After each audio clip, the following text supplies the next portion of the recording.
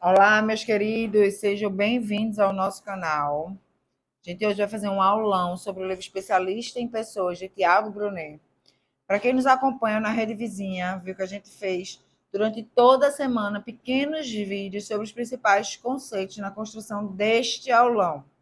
Se você por acaso não nos acompanhou, vai lá na Rede Vizinha e acompanhe esse resumão. No nosso blog também tem a resenha, tá? O mapa mental sobre essa aula.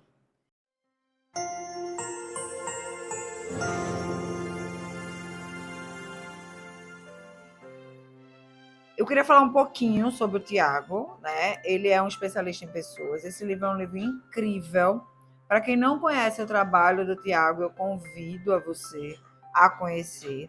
Os livros dele são best-seller, são livros maravilhosos. Então, caso você ainda não tenha a oportunidade de ter lido, eu convido vocês a fazer parte dessa trajetória. Aqui no canal, a gente escolhe livros semanais para que a gente vá nessa construção. Porque a gente precisa entender que conhecimento, sim, quando é colocado em prática, ele é poder. E esse é o nosso propósito aqui no canal do YouTube. Para quem não me conhece, eu sou Natalia Azevedo, sou psicóloga, terapeuta holística e terapeuta emocional, tá?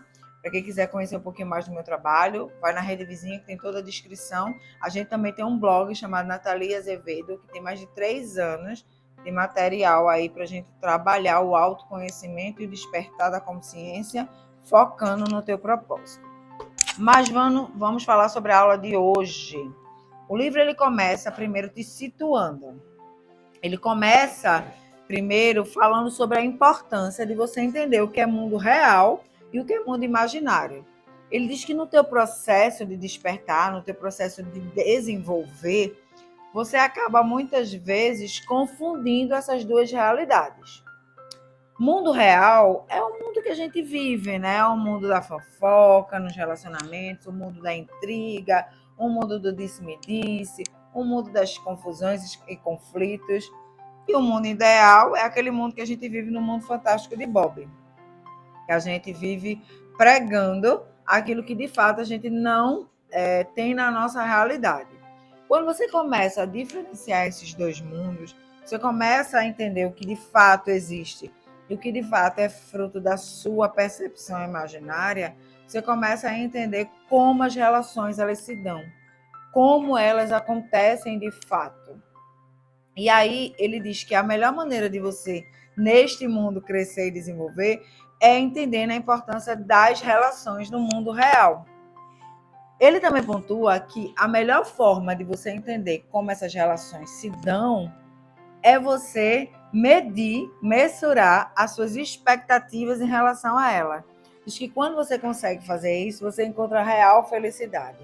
Porque, gente, vamos lembrar que toda expectativa ela é burra. Ou seja, a expectativa nada mais é do que uma projeção. Você projeta aspectos que você espera que vai ter do outro e fica aguardando. Como você nunca sabe o que o outro vai te gerar, você nunca sabe o que realmente o outro entendeu sobre a tua relação, sobre aquilo que o outro pode te devolver nessa expectativa, você acaba se frustrando. E toda a frustração vem de uma expectativa. Então, entender isso no grau de relacionar-se é muito importante. Ele também diz que todo o teu olhar, toda a tua percepção para o mundo foi pautado nas relações. Por exemplo, você pode beber um vinho maravilhoso, a melhor safra do mundo. Caso no momento que você esteja bebendo esse vinho, você tenha uma briga, uma, um momento relacional equivocado, você acaba associando aquilo ao vinho e aquela experiência com aquele vinho acaba sendo frustrante. E aí você tende a não mais querer consumir aquele produto. O inverso também é verdadeiro. Às vezes, momentos simples, atitudes simples, mas aquilo é tão prazeroso que você intitula aquele lugar, aquele alimento como algo prazeroso. Então, toda a sua percepção, todo o seu paradigma, toda a sua relação com o mundo, ela é pautada na relação com pessoas. Por isso a importância de saber lidar com essas relações. Por isso a importância de mensurar a expectativa relacional com cada um deles. Então, entendendo tudo isso, que seria o mundo imaginário, que seria o mundo real, entendendo a importância, né, de relacionar-se, entendendo a importância de mensurar a expectativa da relação com o outro, ele diz que existem esferas de amizade. A primeira esfera é a esfera estratégica, ou seja, é aquele amigo que vocês têm um ponto em comum, vocês têm um objetivo em comum. E aí no livro ele vai dar o exemplo de que ele tinha que fazer um evento e véspera do evento o organizador manda um e-mail para ele dizendo que não vai ser possível porque aconteceu um problema no ambiente. E aí um outro amigo dele, sabendo da problemática, apresenta ele a um cara que tinha um local disponível. Eles que, véspera antes do evento, eles se tornam super amigos. Primeiro, porque ele ia levar um grande evento para o espaço do cara, e segundo, porque o espaço do cara ia suprir a necessidade dele desenvolver o evento dele. Então você vê que essa amizade, ela nasce de uma forma estratégica e ela se mantém até o evento para um fim comum. Então, amizades estratégicas a gente tem a todo momento. São amizades que normalmente estão relacionadas a um ponto em comum e a um objetivo em comum. E normalmente, quando você alcança esse objetivo, eles tendem a não ser mais amigos ou não serem mais relacionáveis, vamos dizer assim, ou o objetivo se desfez e aí cada um segue o seu processo. Segunda esfera são os amigos necessários. O que seria a amizade necessária? A amizade do dia a dia, a amizade com o teu vizinho, com o colega da escola, com o pai de um amiguinho do seu filho. É uma amizade que é necessária, afinal nós somos seres relacionais, né? E aí nós, em todo momento, né, na trama da vida, a gente se relaciona com pessoas. Eles não são íntimos, nem são estratégicos, eles apenas estão no momento da sua vida. Possa ser que você se mude, por exemplo, e aquele vizinho seu não seja mais o seu amigo, porque ele é só necessário, ele é necessário para uma fase da sua vida, para um churrasco no final de semana, para tomar uma cerveja, para o passeio da escola, enfim, ele tem uma necessidade, né? É o amigo para constar. E a terceira esfera é o amigo íntimo. Que é isso? Esse você conta nos dedos. É aquele amigo que gosta de você apesar de, é aquele amigo que vai, independente das suas circunstâncias, te colocar no colo, é aquele amigo que você pode contar, independente de qualquer coisa. Ele não tem nenhum objetivo com você em comum, ele não está de passagem na sua vida, ele é aquele que permanece em todas as facetas do seu ser. Então, esse é o amigo íntimo.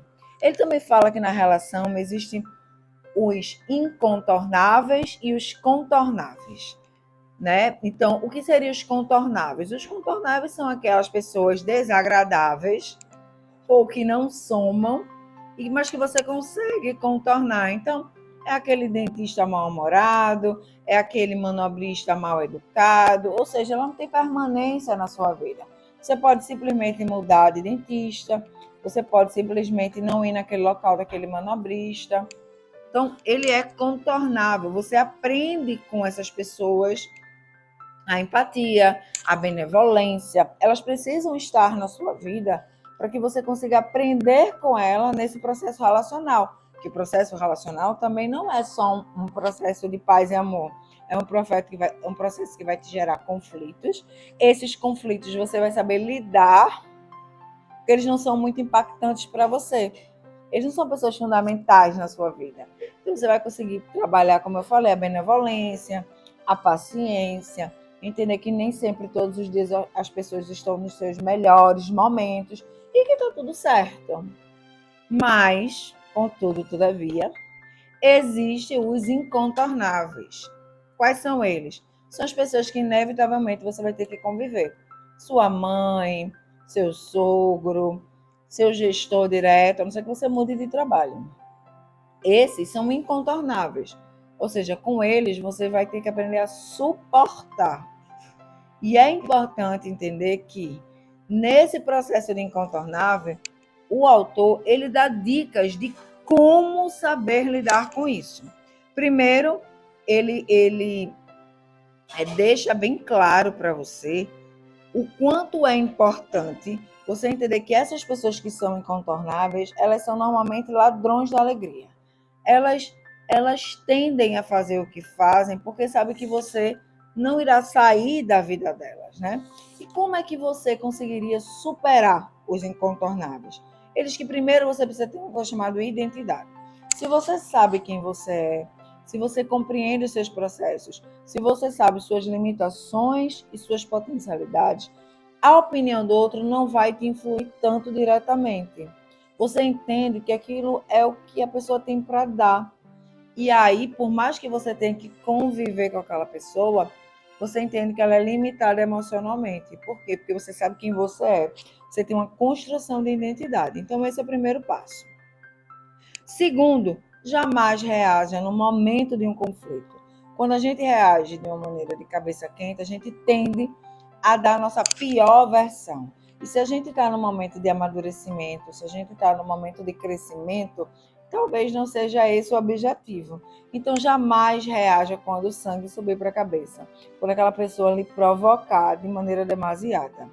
Terceiro, é o que é o principal objetivo, né? Contorne os contornáveis e suporte o incontornável. Se você sabe que você vai ter que suportar, leve isso na brincadeira, leve isso na piada. Tente tirar o melhor proveito dessa relação. E o quarto é de se evolua espiritualmente. Se você entende que você é uma pessoa que precisa evoluir o seu perdão, se você entende que é na relação com o outro que várias questões suas irão emergir, e que a partir dessa emersão dessas questões você vai conseguir trabalhá-las, ótimo que tenham incontornáveis na sua vida, porque são eles que vão lhe ajudar a evoluir e a crescer. Um outro aspecto que ele traz muito importante é que existem pessoas e situações que são chamados ladrões da alegria. E essas situações e pessoas ele divide em três. O desinteressado, que é aquele que de maneira muito ingênua, acaba fazendo um comentário totalmente desnecessário. É aquele que fala da sua blusa, da maneira como você senta, da quantidade de palavrão que você fala, mas ele não fala para você, ele fala no meio de outras pessoas que lhe envergonham. Esse ladrão da alegria, ele é desinteressado porque ele é desproporcionado. Ele não tem objetivo de lhe machucar, entende? É que ele é sem noção mesmo. O segundo é o intencional. É aquele que é tão infeliz com a vida dele que a sua felicidade incomoda. Então, qualquer coisa que ele possa fazer para poder tirar o teu sorriso, tirar o teu equilíbrio, ele vai fazer. E ele diz que tem um terceiro ponto, o terceiro ladrão da alegria, que é o neurótico, que é aquele que acha que todo mundo está contra ele. E já que está todo mundo contra ele, ele prefere ferir primeiro para deixar bem claro que é ele que manda. Ele diz que a gente entendendo a importância do mundo real e do mundo imaginário, a gente entendendo que toda a nossa relação com o outro é importante, que não adianta a gente bloquear as pessoas como é a tendência de hoje em dia, e aí fugir do confronto, porque a Freud já dizia que a melhor maneira de se aprisionar é fugindo daquilo que você tem medo, né? Então, não adianta a gente tentar se esconder embaixo da mesa. Se a gente entende que tudo que a gente constrói é com base na relação e que a gente entende que a gente precisa mensurar o grau de expectativa da amizade e a gente precisa entender que dentro desse grau de expectativa existem pessoas que são contornáveis e incontornáveis e que a gente pode construir instrumentos para saber lidar com isso, a gente consegue mensurar. E tudo que é mensurável, tudo que a gente traz para essas esferas de mensuração, a gente traz para a consciência. E tudo que é consciente, a gente consegue moldar, estruturar, ressignificar. Aí ele traz a importância também de você entender a trilha da sua vida. Ou seja, como o ser humano se constrói, como o ser humano se desenvolve, né? Então, primeira trilha, ele chama, primeira fase, ele chama de moldagem. Nessa fase, que Freud disse que é aproximadamente até os 7 anos, mas ele traz aqui um tempo maior, é a fase onde as pessoas vão moldando você. Ou seja, tudo que você sabe, você aprende nessa fase. Então, qual a maneira certa de sentar, qual a maneira certa de comer, o horário correto de dormir. É uma fase de modelagem, é uma fase de estruturação de paradigma, é uma fase de estruturação do que é certo e do que é errado. Então, é a fase de aprender e modelar. A segunda fase é meados da adolescência, início da vida adulta, que você já sabe o que é certo, o que é errado, você já compreendeu as suas necessidades, você já aprendeu conceitos básicos de ética, né, e comportamento, você vai se lançar no mundo. Você ainda não está muito alinhado com o seu propósito, afinal, você está na tentativa e erro, né? Então, essa fase é a fase de você vai se lançar. Às vezes, por exemplo, você faz veterinária porque você gosta de bicho. Você não sabe nem se aquilo tem a ver com o seu propósito. Você simplesmente faz.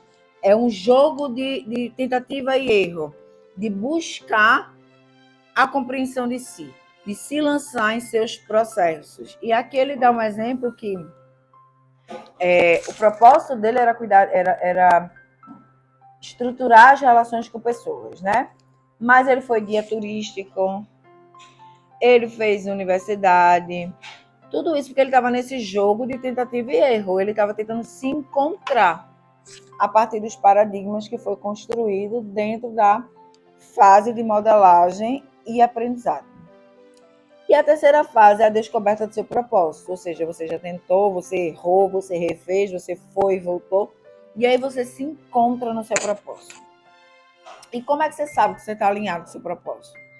Quando as pessoas pensam em você fazendo isso, é algo que o mundo precisa, é aquilo que aquece o seu coração, é aquilo que faz sentido, né, para impactar o mundo. Ou seja, é uma coisa que você faz e que de alguma maneira transforma o mundo e a você. Porque lembre-se sempre, o primeiro ouvido que escuta é o seu. Então, o seu propósito ele tem que estar alinhado com a benfeitoria do mundo. As pessoas, quando pensam em você, pensam você fazendo isso. O mundo precisa disso que você faz. Então, isso é seu propósito. Quando você descobre o seu propósito, você vai para a quinta fase, que é a fase da comunicação. Ou seja, nada adianta você saber o seu propósito se você não souber comunicar o seu propósito. Então, você vai o quê? Você vai buscar instrumentos para você ser o melhor no seu propósito. Você vai procurar estudar, você vai procurar ler, você vai procurar ficar junto de pessoas que tenham um propósito alinhado ao seu. Então, essa é a quinta fase, onde você se alinha com a comunicação do seu propósito, porque você já tem as ferramentas, você já sabe qual é o seu propósito, você já fez o aperfeiçoamento e treinamento do seu propósito, ou seja, você já buscou instrumentos para desenvolver o seu propósito, você já buscou instrumentos para conseguir crescer, para conseguir evoluir, para conseguir ser o melhor alinhado com o seu propósito. Agora você precisa comunicá-lo ao mundo. Você precisa fazer com que outras pessoas sejam impactadas pelo seu propósito. E a sexta fase é você colher os resultados. Se você já sabe o seu propósito, se você já sabe comunicar o seu propósito, se você já alinhou e aperfeiçoou, nada mais coerente do que você busque o resultado. Então, esse livro, ele é todo pautado na relação, no poder da simpatia, no poder de você entender como o ser humano se estrutura nas suas fases, como o olhar é pautado em cima das relações e como você se tornar um especialista em pessoas, principalmente sabendo que são as pessoas que vão te constituir a tua maneira de ser, de estar no mundo. São essas relações que vão te trazer equilíbrio emocional e que você precisa mensurar o grau de expectativa com todas as relações das pessoas que passam na sua vida. Então, esse é o livro Especialista em Pessoas. Eu espero que vocês tenham gostado, que tenha feito sentido para vocês. Para mim, fez muito sentido. Caso você ache que está coerente, caso tenha feito de fato sentido para você, deixa a tua curtida aqui embaixo, deixa o teu comentário, nos segue na rede vizinha. Seja você um agente transformador de realidade. Até já já.